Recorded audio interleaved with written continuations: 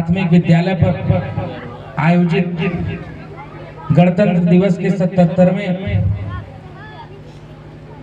उत्सव पर इस विद्यालय में पढ़ रहे हमारे प्यारे बच्चों, भाइयों, बहनों, यहाँ पर उपस्थित इस गांव की सम्मानित जनता, माताओं, बहनों, बड़े बुजुर्गों, नौजवान साथियों, हम आप सबका इस कार्यक्रम में स्वागत करते हैं, अभिनंदन करते हैं।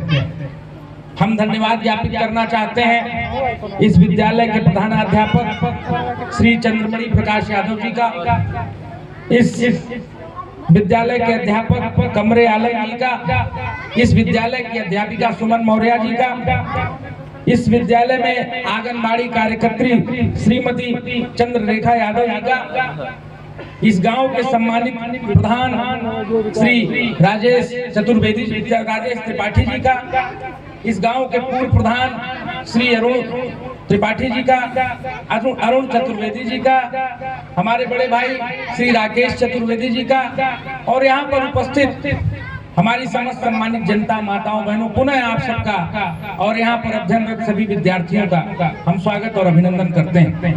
साथियों, अभी काफी विस्तार से देश के बारे में, प्रदेश के बारे में, आजादी के बारे में, स्वाधीनता के बारे में तमाम कार्यक्रमों के माध्यम से बच्चों ने आप लोगों को बताया। आज का जो दिन है 26 जनवरी 1950 को भारत में लोकतंत्र की स्थापना हुई थी। भारत का संविधान लागू हुआ था। भारत के प्रथम राष्ट्रपति राजेंद्र प्रसाद जी ने संविधान सभा में भारत को एक गणतंत्र राज्य घोषित करने का निर्णय लिया था। आज वो दिन है जिस दिन आजादी के बाद 1947 में हमें आजादी मिली, स्वतंत्रता हमें मिली, और 1950 में आज के दिन हमारा गणतंत्र राज हुआ और हमें संविधान मिला।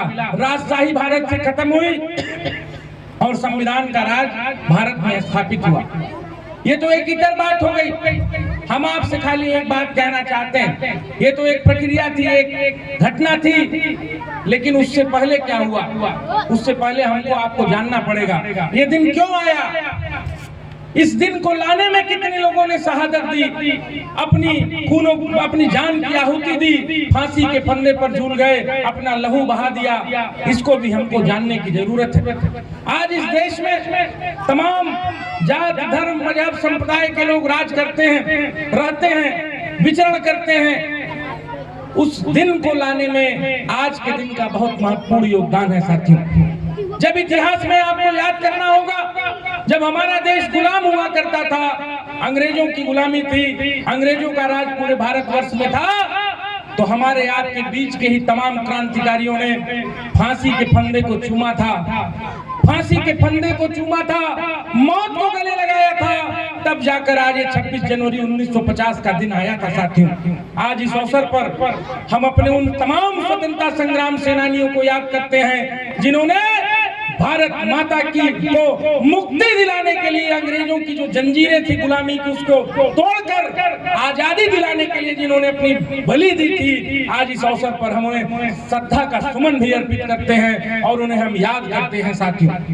हम आपसे कहना चाहते हैं, भारतवर्ष में अगर आपने जन्म लिया है, एक विद्यार्थी के रूप में अगर आप यहाँ पर विद्या अर्जित कर रहे हैं, तो मैं विद्यार्थियों से कहना चाहता हूँ साथियों, माता पिता से बड़ा भगवान इस धरती पर नहीं है कोई, लेकिन इस धरती पर अगर आपने जन्म लिया है और आप कुछ इस धरती के लिए करना चाहते हो, तो इस धरती की सेवा करने की जरूरत है, निष्ठा से, ईमानदारी से अपना काम करने की जरूरत है। और राष्ट्र की सेवा, धरती की सेवा खाली सीमा पर ही नहीं होती। अगर आप कुछ बच्चों को प्रेरित कर विद्यालय भेजते हो, अगर आप कुछ बच्चों को प्रेरित कर किताबें खरीदते हो, उन्हें ड्रेस खरीदते हो, उन्हें शिक्षा के लिए प्रेरित करते हो, उन्हें पढ़ाने का काम करते हो, उन्हें लिखाने का काम करते हो, ये भी राष्ट्र की सेवा है। यहाँ पर उपस्थित, यहाँ पर जितने प्रधानाध्यापक और आदरणीय शिक्षक गण और कार्यकर्ता लोग हैं, मैं इस पुनीत कार्य के लिए उन्हें बधाई और धन्यवाद ज्ञापित करता हूं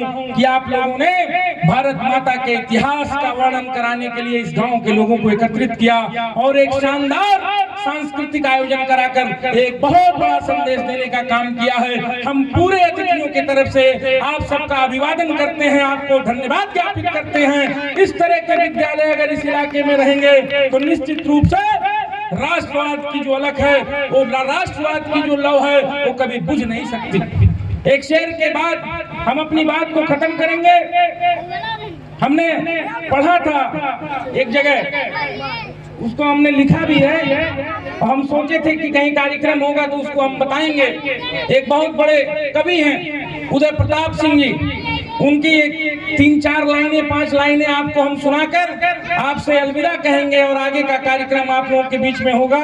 आप बच्चों को कहना चाहते हैं, न तेरा है न मेरा है, हिंदुस्तान सबका है। न तेरा है न मेरा है, ये हिंदुस्तान सबका है। नहीं समझी गई ये बात तो नुकसान सबका है। हजारों रास्ते खोजे गए उस तक पहुंचने के, मगर पहुंचे हुए ये कह गए भगवान सबका है। जो इससे मिल गई नदियां वो दिखलाई नहीं देती, जो इसमें मिल गई नदियां वो दिखलाई नहीं देती। महासागर बनाने में मगर एहसान सबका है, महासागर बनाने में मगर एहसान सबका है।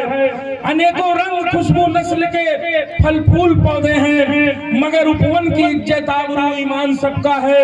हकीकत आदमी की है, झटका एक धरती का, जो लावारिस पड़ी है धूल में सामान सबका है। हजारों रास्ते खोजे गए उस तक पहुंचने के, मगर पहुंचे हुए ये कह गए भगवान सबका है, भगवान सबका है। साथियों, मित्रों, दोस्तों, इस बात को अपने जीवन में उतारने की जरूरत है और आज से आप लोगों को प्रण लेने की जरूरत है कि भारतवर्ष के मान सम्मान के लिए हमेशा हम लोग अडिग रहेंगे और सदैव शिक्षा के माध्यम से पढ़ लिख कर एक अच्छा नागरिक बनकर हम लोग भारत माता की सेवा करने का काम करेंगे। अपने इलाके का, अपने क्षेत्र का, अपने जवार का नाम रोशन करने का काम करेंगे और अपने माता पिता का सम्मान बढ़ाने का काम करेंगे।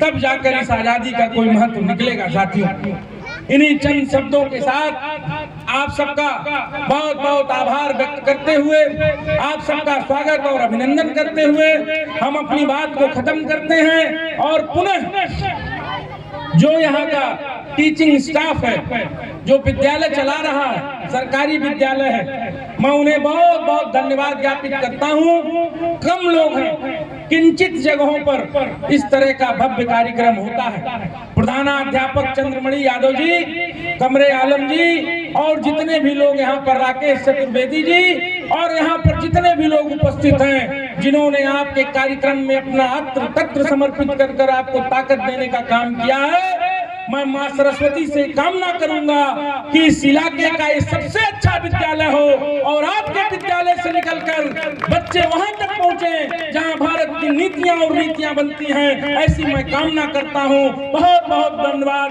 अब प्यार से आप लोग बोलिए भारत माता की, भारत माता की।